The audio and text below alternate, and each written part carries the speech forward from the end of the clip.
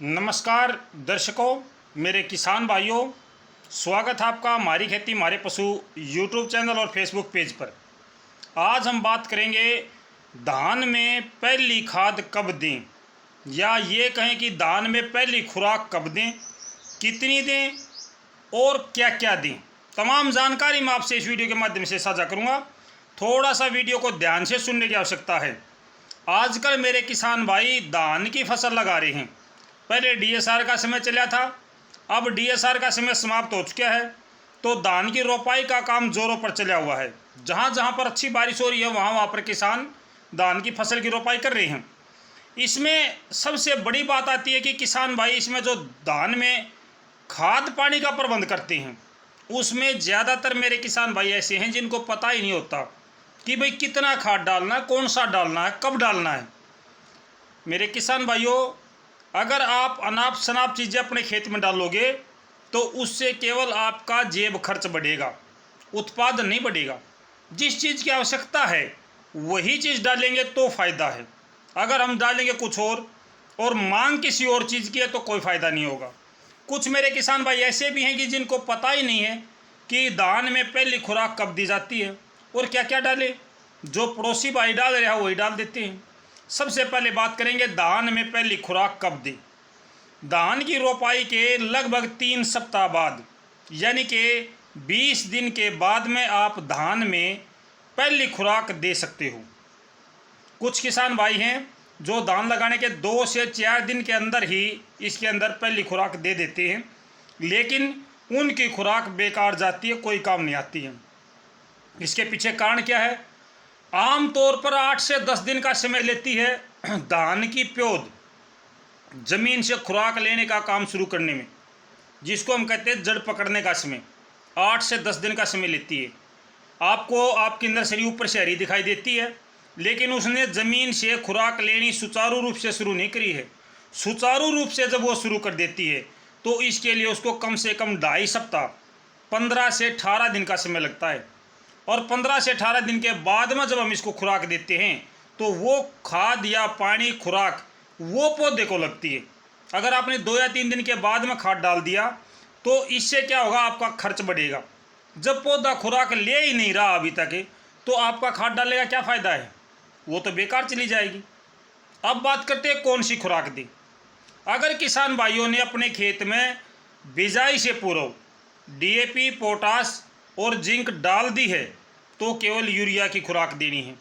अगर आपने डीएपी नहीं डाला है तो आपने आधा बैग यूरिया का, आधा बैग डीएपी का, ये मिला करके अपनी फसल में 20 से 21 दिन के बाद में ये खुराक आपने डालनी है।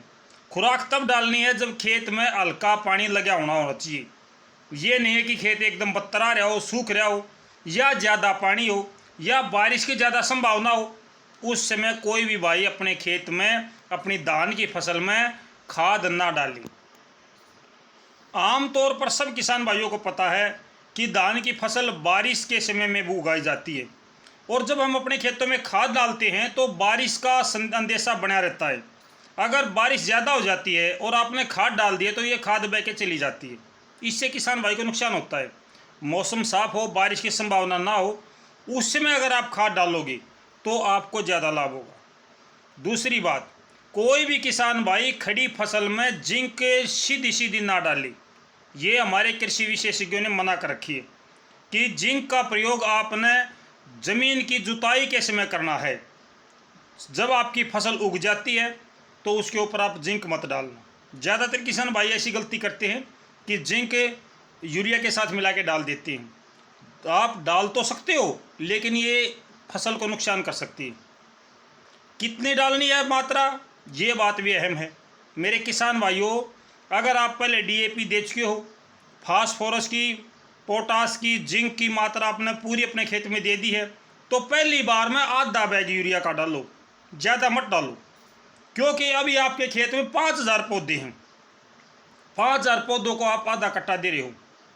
कुछ किसान भाई 1 कट्टा डालते हैं, 1 बैग।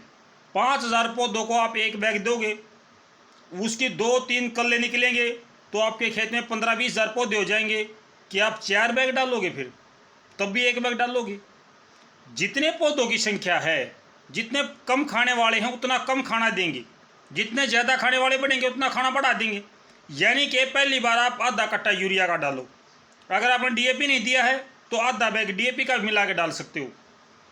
इससे आगे दूसरी खुराक जब देंगे तब इसके अंदर हम यूरिया की मात्रा बढ़ाएंगे, क्योंकि अभी आपके शुरुआत में जो पौधे हैं वो बहुत कम संख्या में हैं। जब खेत में कल्लों की संख्या बढ़ जाती है, फुटाव ज़्यादा कर जाता है, तब इसके अंदर आप 1 कट्टा 1.5 कट्टा यूरिया का डाल सकते हो, लेकिन शुरुआत में 1 कट्टा ना डालो। तो जो भी किसान भाई ये ऐसी गलती करता है वो ना करे। 20-21 दिन के बाद आपने पहली खुराक देनी है। अगर डीएपी नहीं दिया पहले तो आधा बैग डीएपी का, आधा बैग यूरिया का, मौसम को देख के तब आपने डालना है। बारिश का अंदेशा है तो नहीं डालना है, 1-2 दिन रुक के डालना है।